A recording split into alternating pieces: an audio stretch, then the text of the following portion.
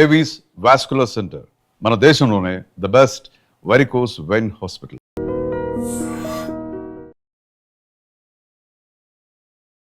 Hi నమస్తే, welcome to I dream. నేను మీ anchor Pratyusha. మనం ఎంత సంపాదించినా, ఎంత హ్యాపీగా ఉన్నా, మన ఆరోగ్యం సరిగా లేకపోతే ఇవన్నీ వేస్టే కదా. ఎంత లగ్జరీగా బతికినా, ఎంత డబ్బులున్నా సరే.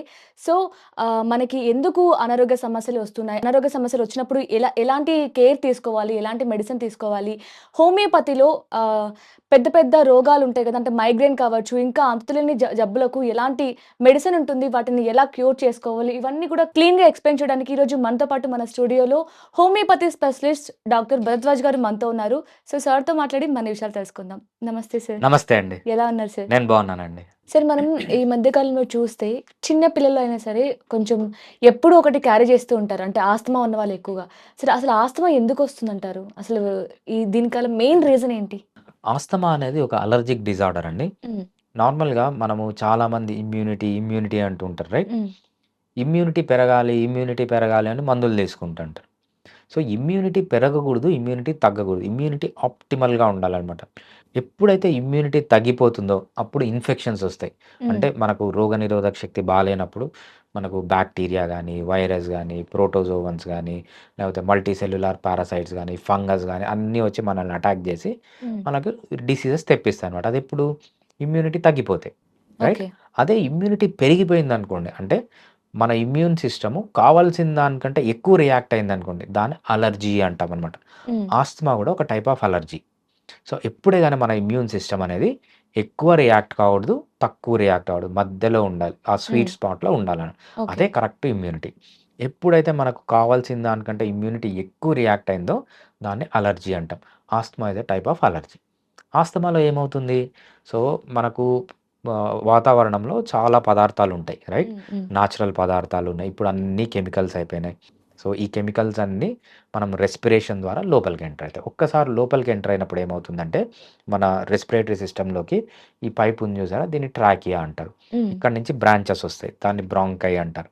ఫస్ట్ బ్రాంచ్‌ని ప్రైమరీ బ్రాంకై అంటారు. దాని నుంచి మళ్ళీ బ్రాంచెస్ వస్తే సెకండరీ బ్రాంకై అంటారు. దాని నుంచి మళ్ళీ బ్రాంచెస్ వస్తే టెర్షరీ బ్రాంకై. సో, మనం లంగ్ స్ట్రక్చర్ తీసుకున్న బొమ్మ చూసినప్పుడు లోపలంతా పైపుల్లాగా కనిపిస్తుంది. ఒక చెట్టు ఎలా ఇట్లా విచ్చుకొని ఉంటుందో మన లంగ్స్‌లో కూడా ఈ పైపులనేవి అలా ఉంటాయన్నమాట. ఎప్పుడైతే డస్ట్ గానీ, లేకపోతే అలర్జన్ గానీ దాని లోపలికి ఎంటర్ అవుతుందో 2 రకాల చేంజెస్ జరుగుతాయి. ఒకటేంటంటే మనకు ట్రాకియా ఈ పైపుల చుట్టూ మజిల్ ఉంటుందన్నమాట. ఆ మజిల్ కాంట్రాక్ట్ అయిపోతుంది. ఎప్పుడైతే మజిల్ కాంట్రాక్ట్ అయిపోతుందో ఆ పైపు సైజ్ అనేది తగ్గిపోతుంది. సో, ఇంత పెద్దగా ఉండాల్సిన పైపు ఇంత పెద్దగుంటే గాలనేది బాగా లోపలికి పోతుంది. బాగా ఫ్రీగా లోపలికి పోవడం, బయటికి రావడం జరుగుతుంది. అది నారో అయిపోయిందనుకోండి, గాలి పీల్చుకోవడం కష్టమవుతుంది. ఇది first type of change. Second type of change ఏం జరుగుతుందంటే, మనము ఈ విండ్ పైప్స్ అన్నీ డ్రై గాకుండా మనకు కొంచెం మ్యూకస్ అనేది సెక్రీట్, అంటే జిగురు లాంటి పదార్థం ఒకటి సెక్రీట్ అవుతుంది. ఈ ఆస్తమా వల్ల ఏమవుతుందంటే, ఆ జిగురు లాంటి పదార్థం ఎక్కువ సెక్రీట్ అయిపోతుంది. ఆల్రెడీ పైపు మజిల్ కాంట్రాక్షన్ వల్ల చిన్నగా అయిపోయింది, రైట్?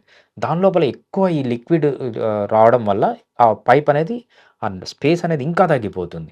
ఎప్పుడైతే తగ్గిపోతుందో అది ఆ గాలి పీల్చుకోవడానికి, గాలి వదలడానికి అడ్డుపడుతుందనమాట. దాన్నే మనం ఆస్తమా అంటాం. ఆస్తమాలో మనం క్లాసిక్ సిమ్టమ్ ఏంటంటే పిల్లి కూతలు. ఎప్పుడైతే వీజ్ అనేది వస్తుందో దాన్ని ఆస్తమా అని డయాగ్నోస్ చేస్తాం. దాంతో పాటు ఇంకా ఎలా చేయాలంటే, మనకు ఆ శక్తి సరిపోక మన డయాఫ్రామ్, మన చెస్ట్‌కి, మన అబ్డామిన్‌కి మధ్యలో ఒక మజిల్ ఉంటుంది. దాన్ని డయాఫ్రామ్ అంటాం. నార్మల్‌గా అది బయటికి కనపడదు. ఇక్కడ లోపల ఉంటుంది. అది కాంట్రాక్షన్, రిలాక్సేషన్ వల్ల మనకు ఇన్స్పిరేషన్, ఎక్స్‌పిరేషన్ జరుగుతుంది. ఎప్పుడైతే ఇవన్నీ నారో అయిపోతాయో, గాలి రావడానికి, పోవడానికి కష్టమవుతుందో, మనకు అడిషనల్‌గా మనం శక్తిని ఉపయోగించాలి. అవేంటంటే మన నెక్‌లో ఉన్న మజిల్స్, లేకపోతే అబ్డామిన్‌లో ఉన్న మజిల్స్ ఎప్పుడైతే యూజ్ చేస్తామో దాన్ని సెకండరీ రెస్పిరేటరీ మజిల్స్ అంటామంట. ఇవి యూజ్ చేసినా కూడా మనం ఆస్తమాని డయాగ్నోస్ చేస్తాం. ఆస్తమా అంటే ఏం లేదు, సింపుల్‌గా మనకు బాగా ఓపెన్‌గా ఉండాల్సిన పైపులు చిన్నగా అయిపోయి దాంతో మొత్తం అక్కడ జిగురు లాంటి పదార్థం మ్యూకస్ అడ్డుపడిపోయి బ్రీతింగ్ తీసుకోవడానికి, వదలడానికి కష్టం అవ్వడాన్నే ఆస్తమా అంటాం. ఇదేంటంటే అలర్జీ. మన ఇమ్యూన్ సిస్టమ్ కావాల్సిన దానికంటే ఎక్కువ రియాక్ట్ అవుతుంది కాబట్టి అలా జరుగుతుంది. ఇదే మనం ఆస్తమా అంటామనమాట. ఓకే. ఆస్తమా వల్ల మనకి లంగ్స్‌లో ఇన్ని చేంజెస్ ఉంటాయా? రైట్. యాహ్! ఓకే. సరే మనం ఫుడ్ తీసుకోవడం వల్ల కూడా కొంతమందికి ఎక్కువ అవుతూ ఉంటుంది. అంటే ఇప్పుడు కోల్డ్ పదార్థాలు కావచ్చు, లేదంటే కొన్ని కొన్ని ఐటెమ్స్ తీసుకోవడం వల్ల ఈవెన్ పన్నీర్ తీసుకుంటే కూడా ఆస్తమా ఎక్కువ అవుతుంది అంటూ ఉంటారు. సో, ఆస్తమా ఉన్నవాళ్ళు ఎలాంటి ఫుడ్ తీసుకోవచ్చు? ఎలాంటి ఫుడ్ అవాయిడ్ చేయాలి అంటే ఏం చెప్తారు? డెఫినెట్‌గా అండి. మీ అబ్జర్వేషన్ మీరు ఎక్కడ చేశారో తెలీదు గానీ 100% కరెక్ట్. హ్మ్. చాలామంది మిస్ అవుతారు దీన్ని. మీరంత క్లీన్‌గా అబ్జర్వ్ చేశారు. హ్మ్.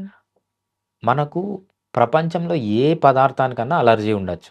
హ్మ్. అదొక ఫుడ్ ఉండొచ్చు. లేపోతే తినే వస్తువు ఉండొచ్చు. మన స్కిన్ పైన పడే వస్తువు ఉండొచ్చు. హ్మ్. లేపోతే మనం పెట్టుకునే మేకప్ ఉండొచ్చు. లేపోతే మనం పీల్చే గాలి ఉండొచ్చు. మనం తీసుకునే లిక్విడ్స్ ఉండొచ్చు. ఏ దానికన్నా మన ఇమ్యూన్ సిస్టమ్ అతిగా పనిచేయచ్చు. మేబీ హ్మ్. మీరు చూసిన కేసెస్‌లో మీరు చెప్పింది డెఫినిట్‌గా కరెక్ట్. హ్మ్. పాల పదార్థాలకి మోస్ట్ ఆఫ్ ది పీపుల్‌కి అలర్జీ ఉంటుంది. చాలా మందికి తెలియదు. యెస్. నా దగ్గరకి ఆస్తమా కేసొస్తే నేను ఫస్ట్ వాళ్ళకేం జెప్తానంటే, మిల్క్ ప్రొడక్ట్స్ మానేసేయండి. హ్మ్. మిల్క్ ప్రొడక్ట్స్ మానేస్తే ఆల్మోస్ట్ ఒక 100 మంది గాని వస్తే 50% ఆఫ్ ది పీపుల్‌కి మంచి రిలీఫ్ వచ్చేస్తది. హ్మ్. జస్ట్ మిల్క్ మానేయడం కానీ వల్ల. మనం ఒకప్పుడేంటంటే ఎలాంటి ప్రాబ్లమ్ అయినా సరే మిల్క్ తీసుకో. మిల్క్ వల్ల ఏంటంటే మనకి ఇమ్యూనిటీ పెరుగుతుంది. స్ట్రాంగ్‌గా ఉంటాం. అండ్ ఈవెన్ చిన్న పిల్లల్లో గూడా మిల్క్ బాయ్ అంటుంటారు. అంటే వాళ్ళు రైట్. స్ట్రాంగ్‌గా ఉండడానికి ఇదే రీజనా అని. సో, ఇప్పుడేంటి అంటే మిల్క్ అన్ని అవాయిడ్ చేయాలని చెప్తున్నారు. ఎందుకు? రైట్. ఈ మిల్క్ అనేది పెద్ద మాఫియా. ఓకే. రైట్. ఈ ప్రాసెస్డ్ ఫుడ్ అనేది పెద్ద మాఫియా. ప్రాసెస్డ్ ఫుడ్ అంటే మనం చిప్స్ తింటాము, హ్మ్. హ్మ్. బింగో తింటాము. ఇవన్నీ ప్రాసెస్డ్ ఫుడ్ అనేది పెద్ద మాఫియా. హ్మ్. ఈ మాఫియాలన్నీ కలిసి ఏం చేశాయంటే, సో, అడ్వర్టైజ్‌మెంట్లు ఇయ్యడం మొదలుపెట్టాయి. హ్మ్. మిల్క్ మంచిది, మిల్క్ తాగండి, మిల్క్ తాగండి, లేకపోతే కార్న్ ఫ్లేక్స్ తినండి, అది తినండి, ఇది తినండి అని, లేకపోతే మనకు ఆయిల్ అనేది ఒక మాఫియా. హ్మ్. ఆయిల్ వాళ్ళు ఏం చెప్తారు, సన్‌ఫ్లవర్ ఆయిల్ మంచిది, సాఫ్లవర్ హ్మ్. ఆయిల్ మంచిది, రీఫైన్డ్ ఆయిల్ అన్నీ అబద్దాలు. ఇవంతా ఏంటంటే, సన్‌ఫ్లవర్ ఆయిల్ అంత చీపెస్ట్ ఆయిల్ ప్రపంచంలో ఎక్కడా లేదు. హ్మ్. రైట్. అదేవిధంగా సీరియల్స్ అంత చీపెస్ట్ ఫుడ్ ప్రపంచంలో ఎక్కడా లేదు. హ్మ్. సీరియల్స్ అంటే పిండి పదార్థాలు. ఈ ఓకే. పదార్థాలు మనం నేచురల్‌గా ఏం తినేవాళ్ళం? మంచి మీట్ తినేవాళ్ళం.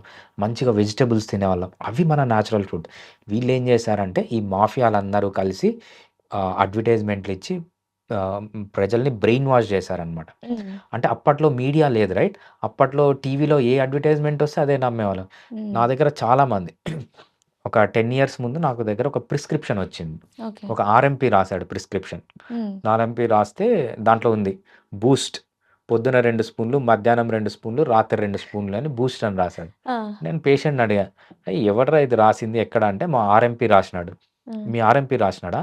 అసలు ఎందుకు రాసినాడంటే, సార్ నాకు బాగా వీక్‌నెస్ ఉంది. ఆ! ఆ వీక్‌నెస్ ఉందని ఆర్ఎంపీకి చెప్తే, ఆర్ఎంపీ ఇది రాసినాడు సార్ పొద్దున 2 స్పూన్లు, మధ్యాహ్నం." సో, ఎంత బ్రెయిన్ వాష్ అయిపోయారంటే హ్మ్. అంటే మీలాంటి మీడియా లేనప్పుడు టీవీ ఛానల్స్‌లో ఈ మాఫియాలు ఏది చెప్తే అదే నిజం అనుకున్నారు. హ్మ్. దాంట్లోనే వచ్చినది మీరు చెప్పిందనమాట. హ్మ్. సో, మిల్క్ మంచిది, ఓకే. ప్రాసెస్డ్ ఫుడ్ మంచిది, రీఫైన్డ్ ఆయిల్స్ మంచివి అనేది హ్మ్. అక్కడి నుంచొచ్చింది. ఇప్పుడంతా మంచి అవేర్‌నెస్ వచ్చింది. మంచి ఎవరన్నా మాట్లాడగలిగే ఫ్రీడమ్ వచ్చిందనమాట. హ్మ్. ఎందుకంటే హ్మ్. ఈ హ్మ్. యూట్యూబ్ ఛానల్సు, ఫేస్‌బుక్‌ల వల్ల ఏంటంటే ఇప్పుడు మంచి నాలెడ్జ్ జనాలకి అందుతుంది కాబట్టి, ఇంకా 10 ఇయర్స్‌లో మొత్తం ఈ సినారియోస్ అన్నీ చేంజ్ అయిపోతాయి. ఏవైతే ఈ మాఫియాలున్నాయో, ఈ మాఫియాలన్నీ తప్పకుండా పోతే జనాలు హెల్తీగా మారతారు. ఓకే. అంటే ఇప్పుడు ఆస్తమా ఉన్న వాళ్ళు ఈ ఫుడ్ అన్నీ అవాయిడ్ చేయాలంటారు. డెఫినెట్‌గా. ఓకే. నా పర్సనల్ ఎక్స్‌పీరియన్స్. ఎందుకు మా పాపకే హ్మ్. చిన్నప్పుడు మిల్క్ ఇచ్చేవాళ్ళమనమాట. మిల్క్ ఇస్తుంటే ఈ ప్రాబ్లమ్స్ అన్నీ వచ్చినాయి. ఒకరోజు 1 మంత్ మిల్క్ మానేస్తే మొత్తం ఆస్తమా మొత్తం పోయింది. హ్మ్. ఒక్క మెడిసిన్ గూడా వాడలేదు. ఆ హ్మ్. తర్వాత ఎవ్వరు ఆస్తమాతో వచ్చినా నేను మిల్క్ ప్రొడక్ట్స్ మానేయమంటాను. 100 మందొస్తే ఆల్మోస్ట్ 80% ఆఫ్ ది మందికి మంచి రిలీఫ్ వచ్చింది. జస్ట్ మిల్క్ ప్రొడక్ట్స్ మానేయడం వల్ల. హ్మ్. సో, మిల్క్ అనేది అంత డేంజరస్. మిల్క్ అనేది తల్లి పాలు చిన్న పిల్లలకి అవసరం తప్పితే, పెద్దయిన తర్వాత మనం ఆవు పాలు గాని, గేదె పాలు గాని, అసలొచ్చే మిల్కే మనకు మిల్క్ కాదు. మొత్తం కల్తీ మిల్కు. కల్తీ అవును. ఈవెన్ ఒరిజినల్ మిల్క్ మీ ముందు ఆవుతో పాలు తీసి ఇచ్చినా గూడా that is not good. Oh! Okay. ఇంత ప్రాబ్లమ్ ఉందా యాహ్! మిల్క్‌తోని? డెఫినెట్‌గా. ఓకే. సరే ఆస్తమా రాకుండా ఎలా అంటే కంట్రోల్ చేసుకోవచ్చంటారు? వచ్చిన తర్వాత కావచ్చు, రాకుండా ఎలా జాగ్రత్తలు పడొచ్చు? రైట్. ఆస్తమా అనేది అలర్జీ అండి. హ్మ్. ఏ పదార్థానికైతే మనకు అలర్జీ ఉంటుందో, ఆ పదార్థం మానేయడం ఫస్ట్. ఓకే. దాంతో పాటు అసలు మనకు ఎందుకు ఈ ఆస్తమాని ఏమంటామంటే, ఇవన్నీ మనకు ఇమ్యూన్ డిజార్డర్స్ అనమాట. అసలు ఇమ్యూన్ డిజార్డర్స్ రావడానికి మెయిన్ కారణం ఏంటంటే, మనలో ఎక్కువ ఆహ్, ఆహ్, omega-6 ఫ్యాటీ యాసిడ్స్ తీసుకోవడం, హైలీ ఇన్ఫ్లమేటరీ ఆయిల్స్ తీసుకోవడం, ఎక్కువ కార్బోహైడ్రేట్స్ తీసుకోవడం, నిద్ర సరిగా లేకపోవడం, ఎక్సర్సైజ్ సరిగా చేయకపోవడం, మన చుట్టూ పొల్యూషన్ ఉండడం. ఎప్పుడైతే వీటన్నిటికీ దూరంగా ఉంటామో మనకు ఏవైతే ఈ దీనిలంతా మనం ఇమ్యూన్ డిజార్డర్స్ అంటాం, లేకపోతే ఇన్ఫ్లమేటరీ డిజార్డర్స్ అంటాం. ఈ ఇన్ఫ్లమేషన్ ఎప్పుడైతే తగ్గిపోతుందో మంచి ఫైబర్ ఉన్న ఫుడ్ తీసుకోవడం, వీటన్నిటి వల్ల ఆస్తమా అనేది కంట్రోల్ అవుతుంది. Okay. Thank you so much sir. Thanks అండి. And for more videos, Please subscribe to iDream. Please subscribe to iDream. Please subscribe iDream. And please subscribe to iDream. For more videos, subscribe to iDream. please like, share, and subscribe to the channel. Congratulations, iDream. Subscribe to iDream. Subscribe to iDream. So subscribe to iDream Media. iDream team అందరికి huge congratulations. Please subscribe iDream Media. Please subscribe to iDream. Subscribe iDream. Please subscribe to iDream. iDream అంటే నా కళల ఛానల్ను subscribe చేసుకున్న నోరు తిరుగుతలేదు, మీరైతే గంట గుర్తు కొట్టండి. For more such videos, please subscribe to iDream. Subscribe to iDream. Please subscribe to iDream. Please subscribe iDream Media. Please do subscribe to iDream. Please subscribe to iDream Media. For best entertainment and information, please subscribe iDream. And don't forget to subscribe to iDream.